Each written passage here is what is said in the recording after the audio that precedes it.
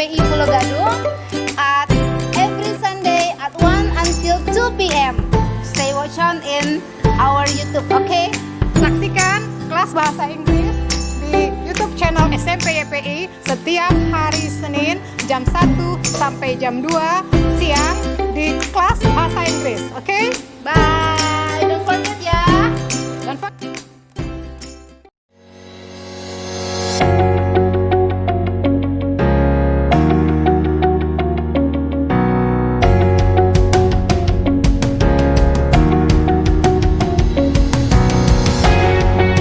Jangan lupa saksikan mata pelajaran PPKN setiap hari Senin jam 2 sampai jam 3 sore.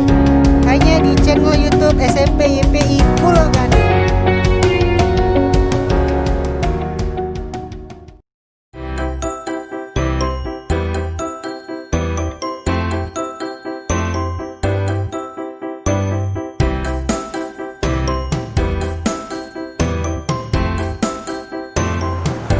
Jangan lupa saksikan pelajaran prakarya di hari Selasa jam 2 sampai jam 3 di PJJ SMP YPI Pulau Gadung.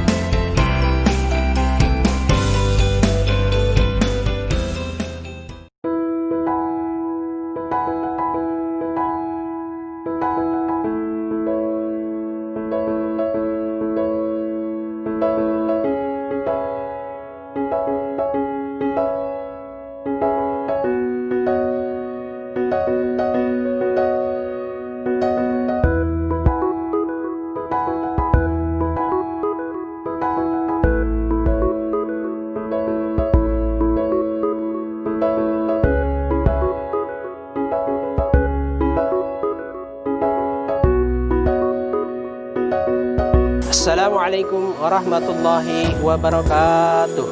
Peserta didik YPI yang budiman, ikutilah pembelajaran pendidikan agama Islam dan budi pekerti di channel YouTube YPI setiap hari Kamis pukul 14 sampai dengan selesai. YPI di hati, berprestasi dan berakhlakul kalimah. Subhanallah walhamdulillah wala ilaha illallah wallahu akbar. Assalamualaikum warahmatullahi wabarakatuh.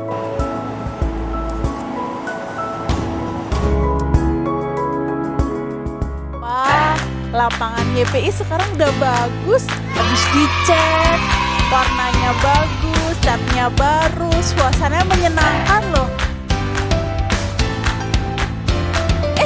Ada Pak Yuri Pak. Pak Yuri Pak, kalau luas lapangan ini kan sekarang ada lapangan basket, ada futsalnya, ada badmintonnya juga ada, aduh, voli juga ada. Luas lapangannya berapa ya?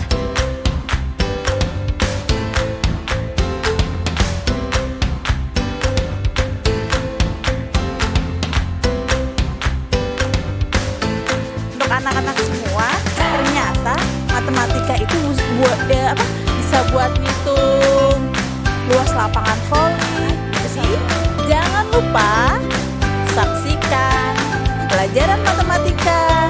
Dan kalian bisa ikuti di PJJ SMP YPI. Belajar online gak masalah. Setiap hari Kamis jam 1 siang hanya di YouTube SMP YPI Pulau Gadung. Belajar online gak masalah. Indonesia sebelah mana ya Pak Bagus ya? Sebelah sini pula. Oh iya, ini Indonesia. Kalau negara-negara ASEAN, Kayaknya dekat ke Indonesia deh, Bu. oh sebelah sini ya, Asia Tenggara.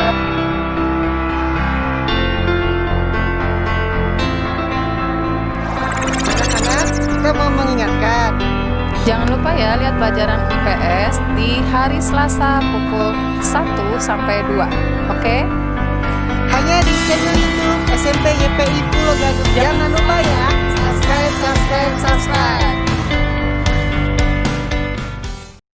Oke, 3, 2, 1, kamera roll action. Assalamualaikum warahmatullahi wabarakatuh.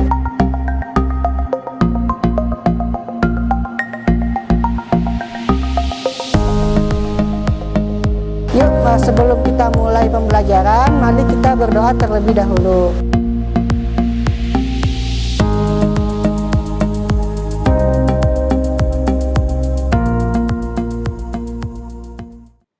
Bismillahirrahmanirrahim. Assalamualaikum warahmatullahi wabarakatuh. Selamat siang anak-anakku sekalian. Apa kabar kalian semuanya hari ini? Semoga kalian semua dalam keadaan sehat walafiat. Bertemu kembali bersama Bu Ula di sini di PJJ YPI Belajar Online Gak Masalah. Oke, sebelum kita mulai, marilah kita membaca doa terlebih dahulu agar pembelajaran kita kali ini dipermudah. Oke, berdoa mulai.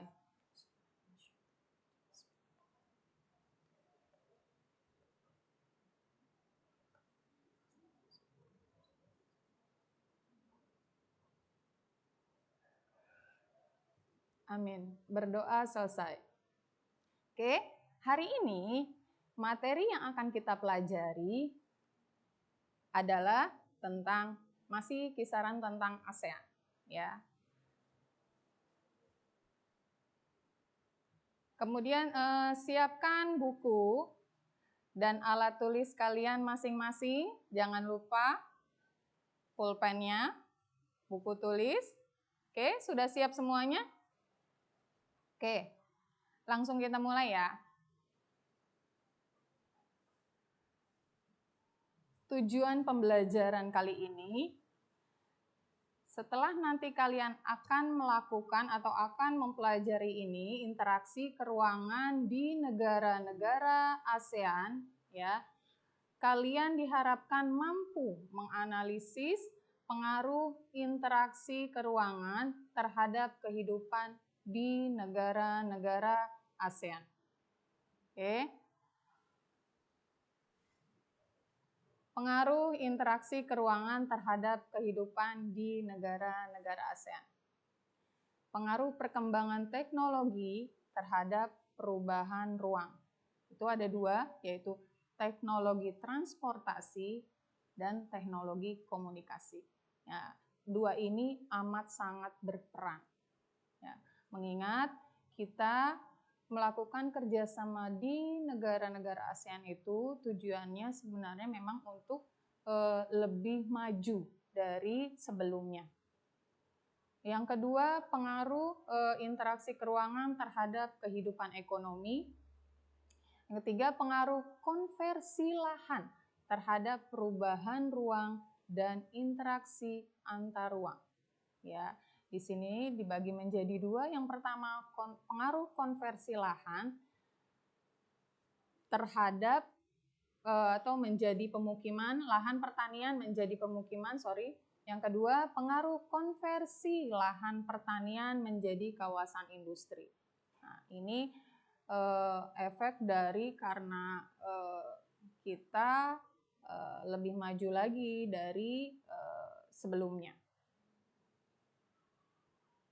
Oke, pengaruh perkembangan teknologi terhadap perubahan ruang.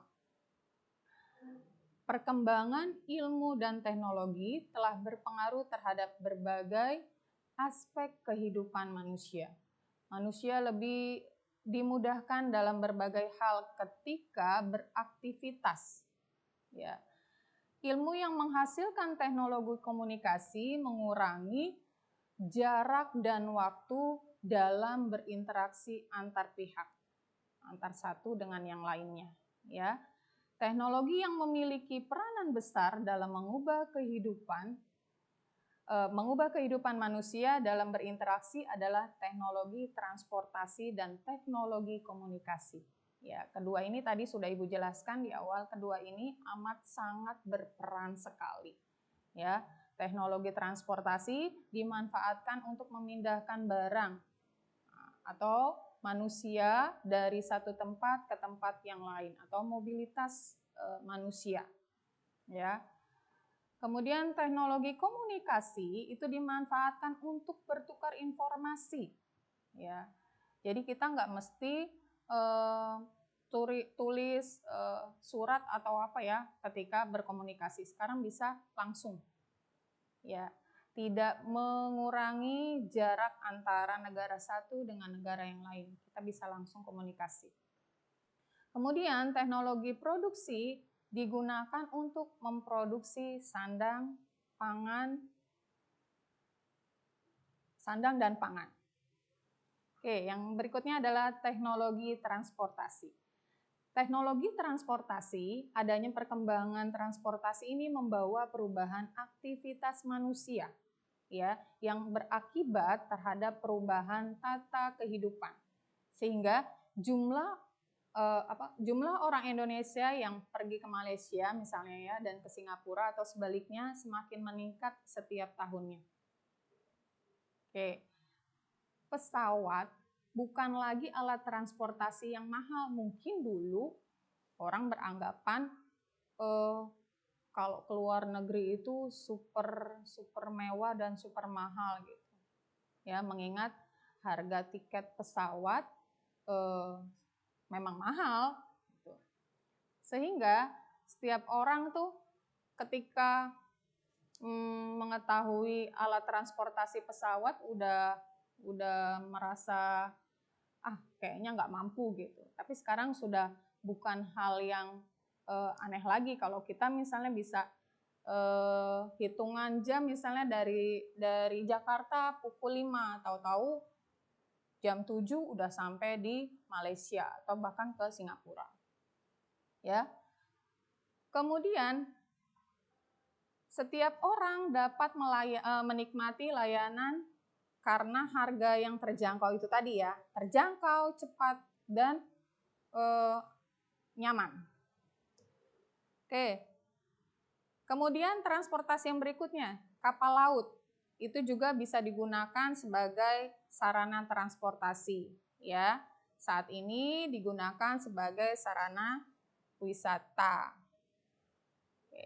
Jadi sekarang itu ada yang modelnya alat transportasi kapal yang super mewah, luxe banget. Di dalamnya udah komplit banget deh. Ya, ada segala fasilitas restoran, ada pokoknya lengkap deh, semuanya ada di situ. Kemudian teknologi komunikasi, ilmu pengetahuan telah berjasa mengubah perkembangan teknologi komunikasi menjadi semakin canggih.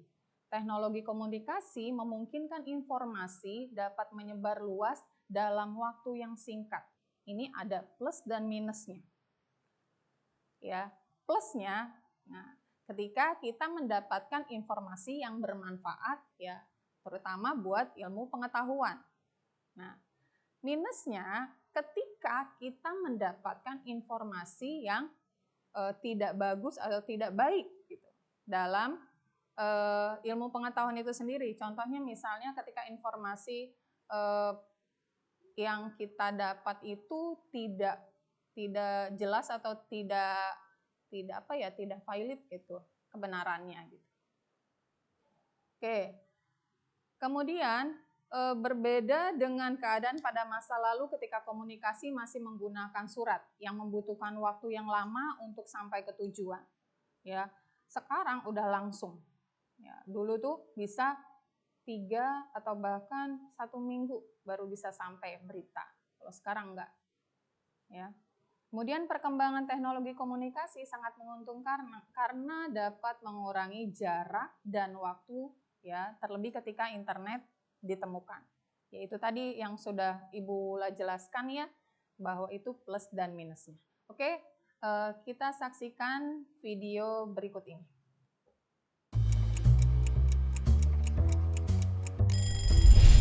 Setiap pagi mungkin kita bangun karena dengar suara alarm di HP kita. Sambil melek di pinggir kasur, buka HP dulu, update media sosial, dan sehabis mandi langsung berangkat ke sekolah naik ojek online, dan kalau mau jajan tinggal pesen makan. Semua lewat HP kita. Tapi pernah gak sih kepikiran kalau di zaman dulu semua teknologi ini emang belum ada? Terus gimana sih rasanya hidup di zaman sebelum teknologi yang kita kenal ditemukan? Jadi lebih enak mana hidup di zaman sekarang atau tahun 50-an? Pastinya banyak yang jawab lebih enak zaman sekarang. 70 tahun yang lalu jelas belum ada internet, belum ada YouTube, video ini, dan tentunya belum ada smartphone. Tiap pagi dibanguninnya sama jam waker. Kalau mau nelpon orang kita harus pakai telepon ribet yang mesti diputar-putar. Kalau mau dengerin musik kita harus pakai alat gede ini buat mainin piring yang gak kalah gede. Berangkat pergi mesti jalan kaki, kalau jauh baru naik delman. Sungguh sangat ribet. Tapi gimanakah sekarang benda-benda ini? Bagaimana bisa semua hal yang ribet ini dimasukin ke HP kita yang kecil? Jadi, ceritanya ada revolusi yang dipimpin sama teknologi digital. Sebelum revolusi ini, penyimpanan data masih berbentuk analog atau bahkan manual. Buat ngirimnya juga belum canggih-canggih banget. Tapi dengan teknologi digital ini pastinya semuanya jadi lebih cepat dan praktis. Tapi bayangin dulu kita nyimpen data-data masih ditulis di kertas, sedangkan satu CD bisa nyimpen data sama dengan 19 meter tumpukan kertas. Dan akhirnya zaman sekarang kita udah biasa banget nemuin memori 1 tera. Padahal kalau dijadiin tumpukan kertas juga bakalan setinggi Gunung Everest yang ditumpuk 3. Ini karena semua data direkam dan dikirim dalam bentuk kode angka. Dan semakin teknologi terus maju dan maju, semua ujungnya ke satu penemuan yang penting banget. Internet. Munculnya internet bikin perkembangan teknologi melesat kencang. Dulu buat nonton film kita harus ke bioskop dan ngantri panjang banget buat beli tiket. Sekarang kita tinggal buka HP dan pesen tiket online. Bahkan udah ada ribuan film siap ditonton lewat sentuhan tangan. Untuk belanja dan bertransaksi kita nggak perlu lagi ke bank buat ngambil uang. Di zaman dulu pun bank itu pakai sistem barter alias nggak segampang transaksi di hari ini. Sekarang ini ibaratnya bank pun udah masuk ke HP kita. Dan karena smartphone udah bisa ngelakuin apa aja, banyak juga orang yang punya lebih dari satu. Saking banyaknya pengguna HP, kalau semua smartphone aktif di dunia dijejerin, barisannya bakal muterin bumi 10 kali. Sungguh sangat banyak. Jadi, kalau di sisi teknologi, emang zaman sekarang menang telak. Yang dulu perlu banyak tempat penyimpanan harus kesana kemari, atau harus nunggu lama, sekarang ada semua di HP kita. Asal jangan sampai kecanduan stalking sosial media mantan tiap malam. Dan seperti biasa, terima kasih. Terima kasih udah nonton Kok Bisa? Punya pertanyaan lagi? Tulis aja di kolom komentar di bawah. Keep asking and stay curious.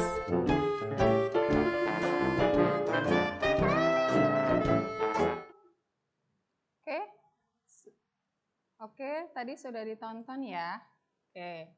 Tadi itu, apa yang kamu lihat tadi, itu adalah perkembangan teknologi, ya, perkembangan teknologi yang dari sebelumnya masih memakai cara tradisional, kemudian sekarang sudah lebih modern. Bukan lebih lagi, memang sudah modern ya. Ya, tadi itu dari sistem barter contohnya. Kita membeli dulu masih yang tradisional barter. Sekarang udah nggak pakai lagi, ya kan?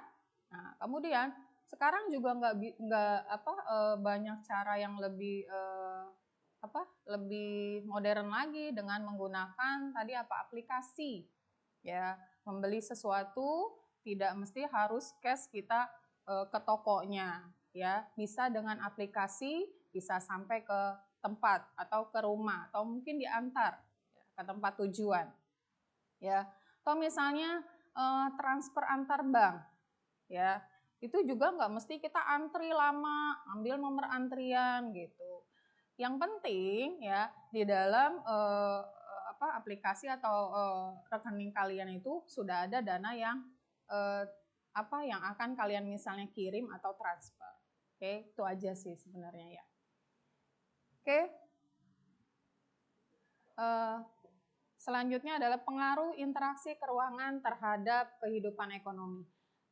Negara-negara anggota ASEAN itu mulai menerapkan AFTA, ASEAN Free Trade Area, ya. Dalam kehidupan internasionalnya secara ekonomis, ya, pemberlakuan AFTA akan menjadikan kegiatan ekonomi lebih meluas lagi.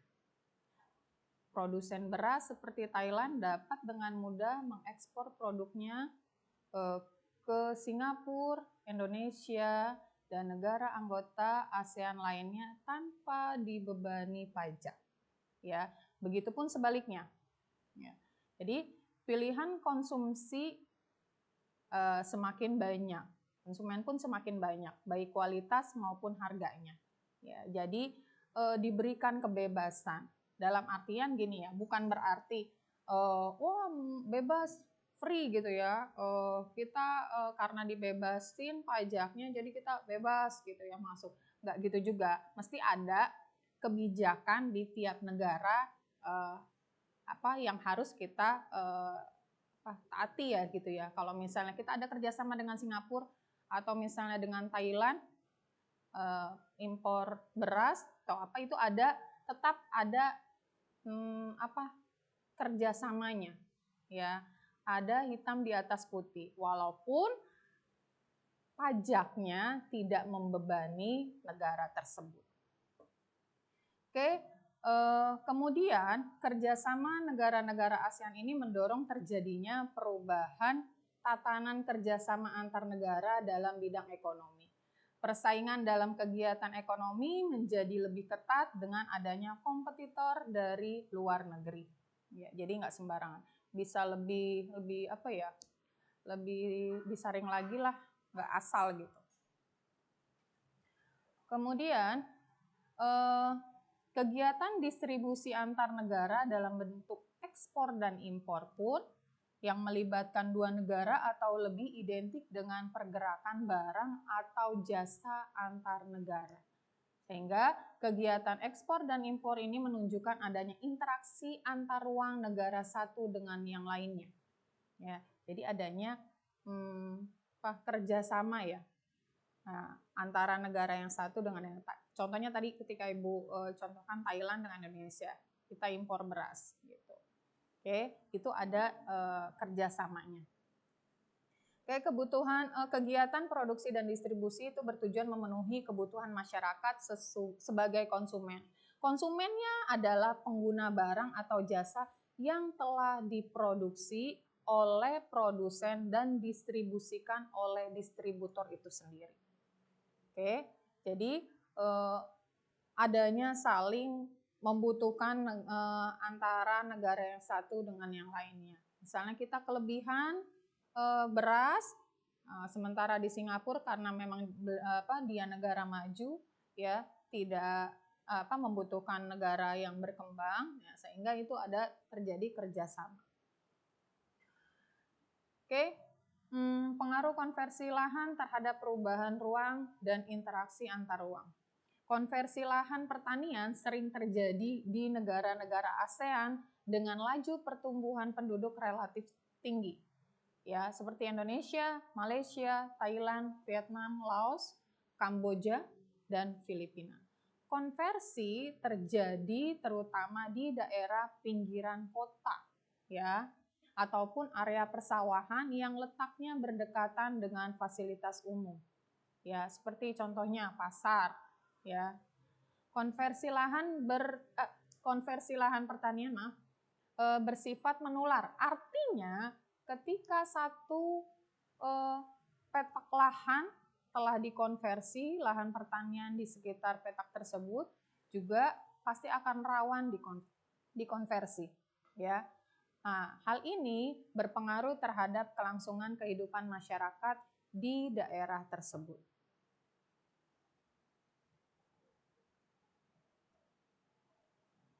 Oke.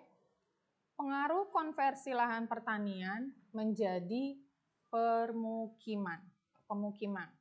Konversi lahan pertanian menjadi pemukiman pasti akan menimbulkan dampak.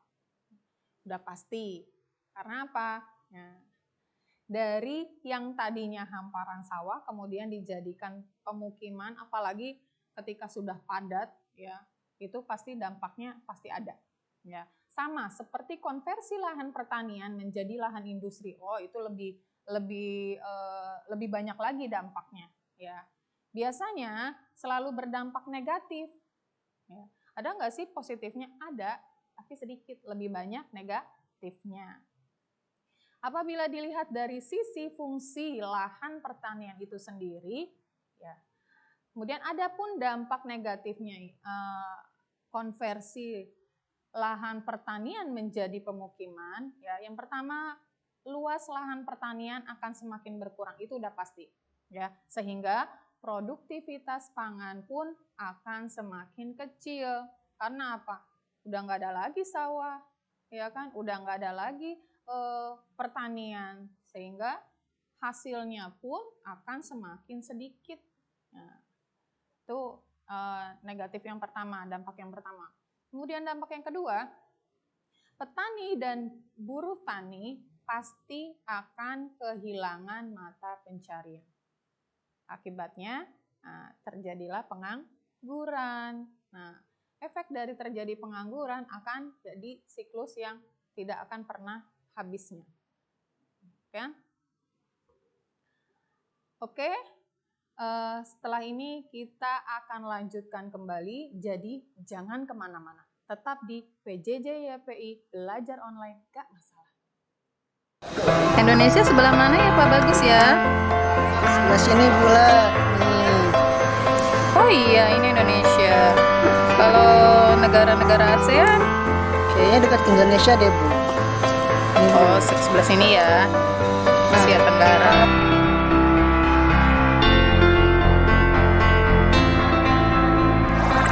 Anak-anak, kita mau mengingatkan. Jangan lupa ya lihat pelajaran IPS di hari Selasa pukul 1 sampai 2. Oke? Hanya di channel YouTube SMP YPI Pulau Gadung. Jangan lupa ya. Subscribe.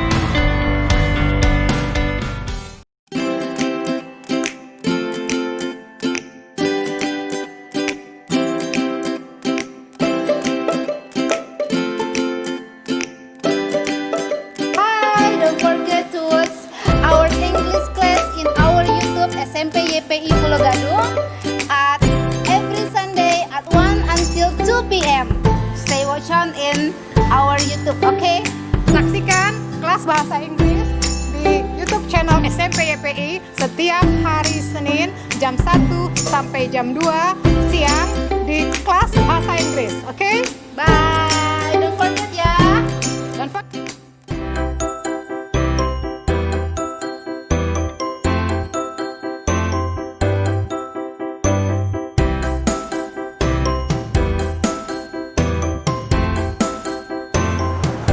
Jangan lupa saksikan pelajaran prakarya di hari Selasa jam 2 sampai jam 3 di PJJ SMP YPI Pulau Gadung.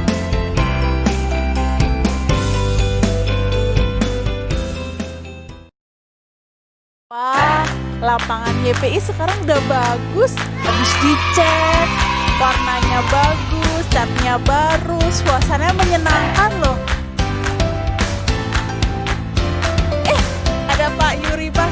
Pak Yuri Pak, kalau luas lapangan ini kan sekarang ada lapangan basket, ada futsalnya, ada badmintonnya juga ada, aduh, volley juga ada.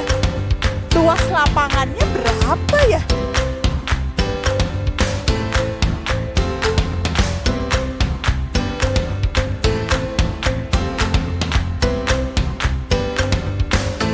Untuk anak-anak semua, ternyata matematika itu bisa buat ngitung luas lapangan volley. Jadi jangan lupa saksikan pelajaran matematika dan kalian bisa ikuti di PJJ SMP YPI. Belajar online gak masalah. Setiap hari Kamis jam 1 siang hanya di YouTube SMP YPI Pulau Gadung. Belajar online gak masalah. Oke, 3, 2, 1, kamera roll action. Assalamualaikum warahmatullahi wabarakatuh.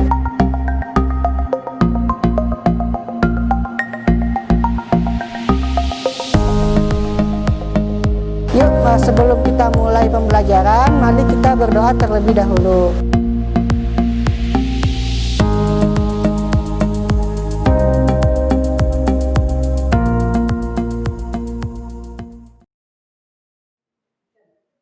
Oke, kembali lagi bersama Bu Ula di sini di PJJ YPI belajar online gak masalah. Oke, kita lanjutkan kembali ya. Tadi pengaruh konversi lahan pertanian menjadi pemukiman.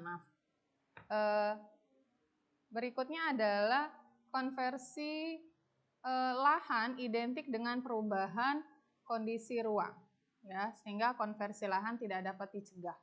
Ya, otomatis mau tidak mau, ya suka tidak suka, pasti itu akan terjadi, ya, karena adanya kebutuhan manusia akan ruang tidak dapat dihindari. Ya, mau tidak mau, Ibu garis bawahi, suka tidak suka, pasti kita akan melewati itu, ya, tidak akan dihindari. Mencegah konversi lahan bisa jadi menghambat pembangunan satu negara. Ya, kalau misalnya kita kukuh, enggak mau, saya enggak setuju dan sebagainya, pasti akan menghambat pembangunan negara kita sendiri. Ya, otomatis juga akan merugikan negara kita. Oleh karena itu, konversi lahan pertanian harus tetap terjadi. Meskipun demikian, ya, kita harus mengawasi konversi lahan yang terjadi. Ya, jangan sampai mengganggu keseimbangan alam. Otomatis juga kita harus berusaha juga mengawasi, dalam artian bahwa kita juga harus ikut mengingatkan, ya, kepada pengembang atau misalnya pemerintah dalam hal ini untuk selalu menjaga keseimbangan alam, ekosistem, dan kelangsungan hidup sebagian warga negara atau mungkin makhluk hidup lainnya yang berada di sekitarnya. Konversi lahan pertanian menjadi kawasan industri. Ada beberapa faktor yang menyebabkan hal ini bisa terjadi. Yang pertama, pembangunan industri lebih memilih lahan yang strategis. Ya, strategis ya. Sebagian besar lahan strategis tersebut merupakan lahan pertanian. Strategis itu gampang dilewati atau misalnya mudah dicapai. Ya. Kemudian yang kedua, harga lahan pertanian itu masih relatif murah dibandingkan dengan lahan yang sudah terbangun atau sudah ada fasilitasnya. Atau misalnya gedung-gedung perkantorannya itu sudah tersedia, itu lebih mahal dibanding yang masih berbentuk lahan pertanian yang belum diapa-apain. Oke, yang ketiga, pembangunan industri memilih akses yang lebih mudah. Tadi Ibu bilang strategis, itu termasuk di dalamnya aksesnya lebih mudah. Ya, mungkin gampang dilewati, kemudian dekat dengan fasilitas umum atau mungkin dekat dengan jalan raya dan sebagainya. Kemudian yang keempat, industri dibangun itu dekat dengan bahan baku, lahan pertanian, ya, menjadi pilihan yang baik. Yang kelima, faktor sosial. Konversi lahan pertanian menjadi industri mengakibatkan petani terusir dari tanah mereka. Ya, itu tadi yang menyebabkan akhirnya nanti hilang mata pencariannya. Ya, awalnya petani di pedesaan mempunyai tanah, ya, namun kemudian perlahan akan habis, ya. Kondisi ini mempengaruhi sistem sosial dan budaya di mana anak-anak petani tidak bisa lagi mewarisi atau diwarisi lahan pertanian, ya, hasil dari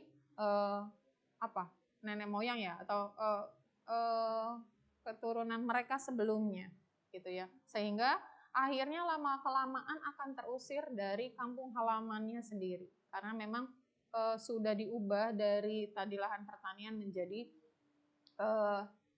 lahan yang sudah siap pakai atau kawasan industri. Kemudian pengaruh konversi lahan pertanian menjadi kawasan industri di berbagai masalah akan timbul akibat konversi lahan dari lahan pertanian menjadi industri, antara lain yang pertama, lahan pertanian akan berkurang, ya, yang membuat produktivitas lahan pertanian pangan dari pertanian akan menurun. Yang kedua, lahan pertanian sekitar industri berpotensi terkena imbas pencemaran akibat limbah atau polusi dari industri baik tanah, air maupun udara. Itu udah pasti. Ya, lingkungan sekitarnya pasti akan kena imbasnya dari polusi baik akibat limbah tanah, air maupun udaranya. Yang ketiga, konversi lahan itu menular. Ya, konversi lahan itu menular, ya, sehingga otomatis jadi kalau udah terbangun tuh ya udah ada satu pasti akan ngerembet ke sebelahnya atau ke depannya atau ke belakangnya, itu otomatis akan menular. Ya, bukan cuma penyakit aja kali ya. Ini ternyata juga seperti itu. Kalau udah satu, ya lahan konversi sekitar itu sudah mulai ada pemborongnya atau misalnya sudah ada pembangunannya, otomatis nanti akan berdatangan. Ya, akan berdatangan mungkin investor asing atau mungkin orang pribumi yang ingin membuat satu tempat atau lahan tersebut menjadi lebih produktif lagi. Jadi pasti akan ngerembet ke sebelahnya, kanan, kiri, depan, dan belakang. Oke, ya itu otomatis. Ya, kenapa? Yang tadi ya Ibu sebutkan, yang tadi lahan pertanian sekitar industri berpotensi kena imbas pencemaran. Ya, contohnya mungkin kalau kita lihat kita tidak jauh dari kawasan industri Pulau Gadung, ya otomatis ya akan berakibat lingkungan sekitarnya ya yang lebih dekat dengan kawasan industri Pulau Gadung akan kena imbasnya, mungkin airnya ya atau mungkin polusi udaranya, debunya dan sebagainya. Makanya kalau kalian tidak penting-penting banget, tidak urgent banget ya lebih baik nggak usah keluar rumah lah, apalagi saat ini memang sedang ada pandemi ya, kemana-mana kita juga kan nggak bisa dan nggak tahu kalau mungkin orang yang kita temui itu membawa, ya kan? Mungkin dia sehat, kita belum tahu kita sehat atau enggak, daya tahan tubuh kita sehat atau enggak. Dan usahakan memakai atau menggunakan masker, ya itu untuk mengurangi polusi, ya polusi udara tentunya dan sebagainya, ya untuk jaga-jaga supaya kita lebih lebih terjaga atau lebih sehat. Oke?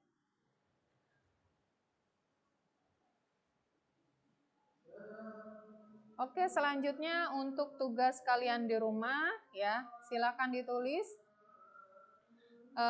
Yang pertama, bagaimana peran teknologi komunikasi dalam interaksi antar ruang di negara-negara ASEAN. Yang kedua, jelaskan mengapa negara Singapura lebih berfokus pada perdagangan dan industri. Kemudian yang ketiga, jelaskan alasan negara-negara Asia Tenggara perlu mengandalkan kerjasama.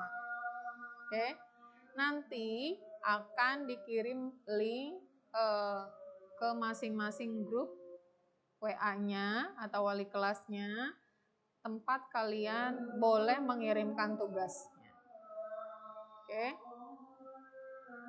jangan lupa ya, tetap dikerjakan, jangan sampai tidak, ya.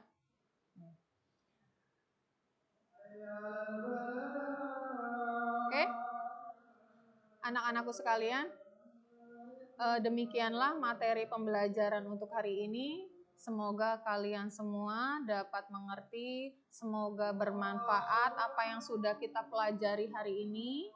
Ya, semoga kalian juga dalam keadaan sehat walafiat. Ya, Bapak dan Ibu berharap kalian tetap menjaga kesehatan, ya, dan terus semangat dalam belajar. Oke, jangan lupa jika tidak penting-penting sekali diharapkan tidak keluar rumah. Kalaupun memang harus keluar rumah, harus menggunakan masker agar ya kita selalu terjaga. Oke, kita bertemu kembali minggu depan di PJJ YPI Belajar Online, gak masalah. Wassalamualaikum warahmatullahi wabarakatuh. Oke, 3, 2, 1, kamera, roll action. Assalamualaikum warahmatullahi wabarakatuh.